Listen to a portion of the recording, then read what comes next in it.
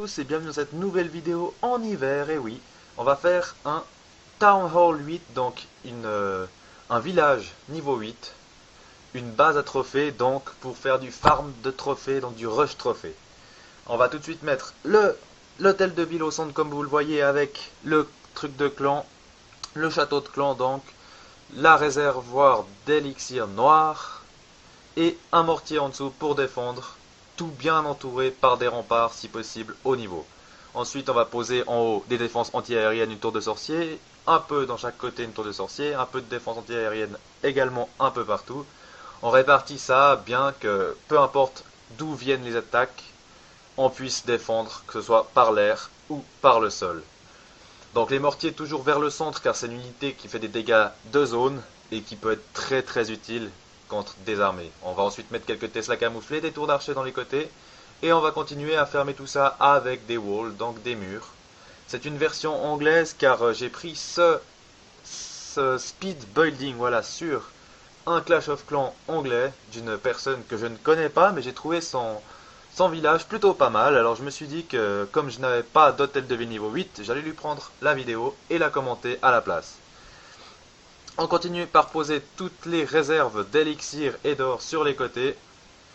On met les canons des Tesla camouflés proches des réserves d'or et d'élixir. Voilà, on entoure le tout pour que ce soit bien protégé. On rajoute quelques tours d'archers un peu partout dans les côtés. Et grâce à ce village, vous pourrez certainement atteindre la ligue cristal et peut-être même master si vous visez les 1000 gemmes et que vous êtes suffisamment actif pour lancer 3-4 attaques par jour. Ici on peut voir que vous avez les tours de sorcier et les canons sur les côtés pour bien défendre. Alors qu'est-ce qu'il reste à faire hein? On peut aussi inverser, là je vois qu'il avait fait une erreur. Mettre les canons en haut et les tours d'archer en bas, mais c'est égal, hein, vous faites ce que vous voulez.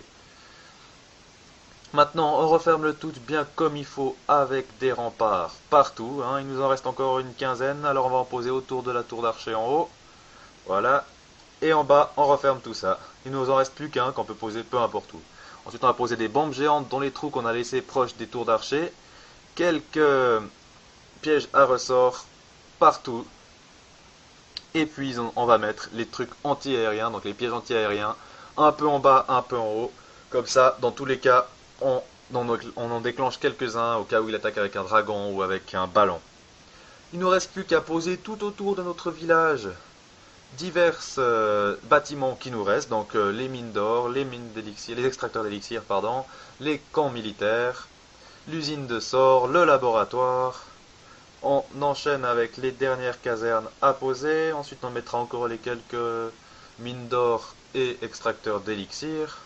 Voilà, tout autour, assez proche si possible de la muraille pour pouvoir bien les défendre et éviter le 50% de perdre à 50% à cause d'un full archer, hein, parce qu'avec le full archer, ils entourent le village et détruisent tous les bâtiments du tour.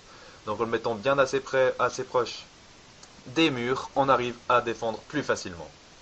Ensuite, on met quelques bombes un peu partout autour, hein, parce que comme ça, si l'ennemi arrive, il se fait péter tout de suite. Voilà, c'est déjà tout pour cette vidéo. Alors on peut voir qu'il y a une bonne défense, ça a une belle gueule, hein, ça fait peur, on n'a pas envie de l'attaquer. Voilà, j'espère que cette vidéo vous a plu, et on se retrouve tout bientôt pour une nouvelle vidéo sur